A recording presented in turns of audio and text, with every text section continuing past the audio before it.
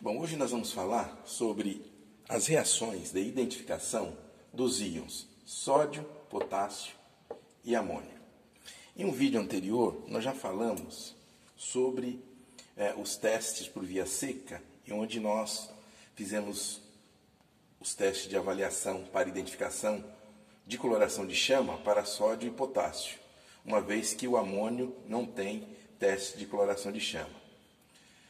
E agora nós vamos falar sobre alguns testes, envolvendo reações por via úmida. Inicialmente, nós vamos falar sobre as reações envolvendo os íons sódio, potássio e amônio com o íon perclorato. Ou seja, estes íons serão testados na presença de ácido perclórico concentrado, que vai nos fornecer o íon perclorato. Para isso, nós já colocamos num tubo de ensaio 10 gotas de soluções de nitrato de sódio, nitrato de potássio e cloreto de potássio. E então nós vamos adicionar o ácido perclórico concentrado. Então observe o seguinte, por volta de 5 a 6 gotas de ácido perclórico, nós observamos que no sal de potássio, nós observamos a formação de um precipitado branco. Tá certo? Por outro lado, quando nós fazemos a mesma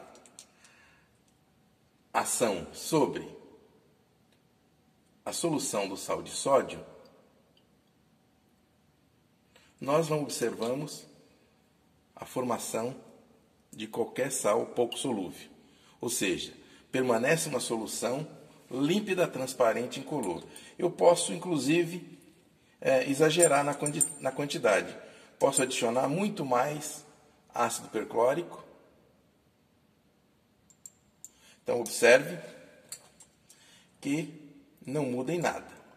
Ficamos com uma solução límpida, transparente e incolor, ou seja, não acusa a formação de um sal pouco solúvel, como no caso que nós estamos observando para o sal de potássio. Por outro lado, o íon amônio, quando tratado com ácido perclórico, alguns livros dizem que não ocorre precipitação. Eu acredito que deve ter tido algum equívoco, porque quando você adiciona ácido perclórico, você também observa a formação de um precipitado branco. É um precipitado branco, não tão cristalino quanto esse outro aqui, que nós observamos que rapidamente ele vai para o fundo do tubo de ensaio. Mas nós observamos, em ambos os casos, a formação de um precipitado branco.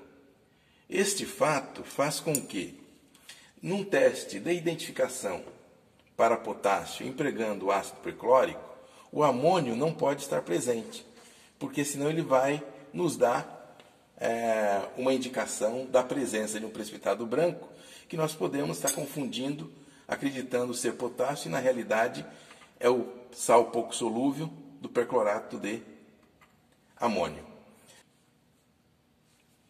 Então, observe que se nós adicionarmos água, nós podemos tornar esse sal solúvel.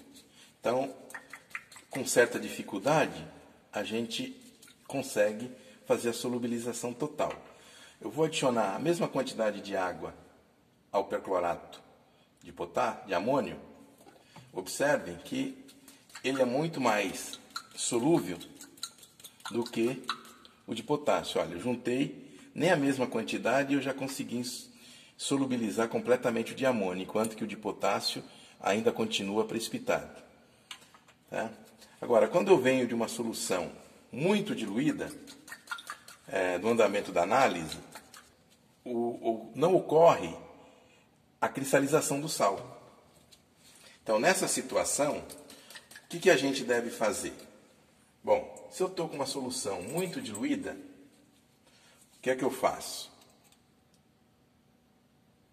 Eu posso fazer o seguinte: como é perclorato que nós estamos trabalhando, os sais de perclorato são explosivos. Então, normalmente, essa reação deve ser feita a frio, tá certo? Então, normalmente, o que a gente faz é trabalhar com banho de água e gelo para resfriamento. E na hora que eu vou fazer a adição do perclorato, se eu não observar precipitação, o que é que eu faço? Trabalho com álcool etílico, ou seja, adiciono um solvente que tem constante dielétrica menor, que tende para as características apolares, porque aí eu vou conseguir fazer a insolubilização ou tornar o sal mais insolúvel e fazer com que haja a cristalização mais facilmente. Então, se eu adicionar álcool etílico e ainda me utilizar de um bastão de vidro para tritar as paredes, eu vou favorecer e facilitar essa precipitação. E ainda eu posso fazer isso resfriando. Então, a frio e ainda tritando as paredes do tubo de ensaio, conseguiremos insolubilizar o sal e fazer com que a precipitação ocorra de uma maneira mais facilitada.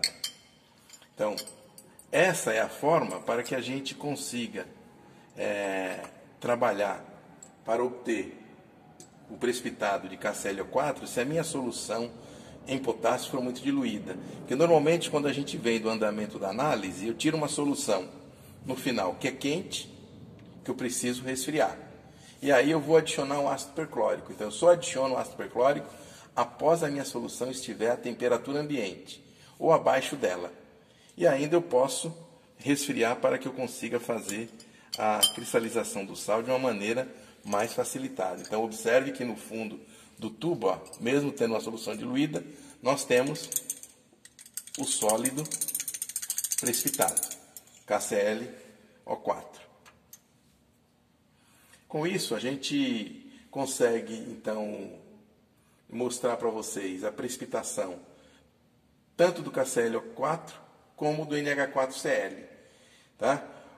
O grande problema é que o teste que a gente vai utilizar para a precipitação do potássio é com ácido perclórico e o amônio vai interferir. Por isso, nós vamos aprender depois as provas de identificação de amônio. Nós vamos observar que a amônio eu consigo eliminar da minha amostra quando eu aqueço essa minha amostra contendo amônio com o hidróxido de sódio, para que eu consiga fazer a eliminação na forma de NH3. Aí eu terei uma solução contendo apenas o íon potássio a ser identificado, na ausência do íon amônio.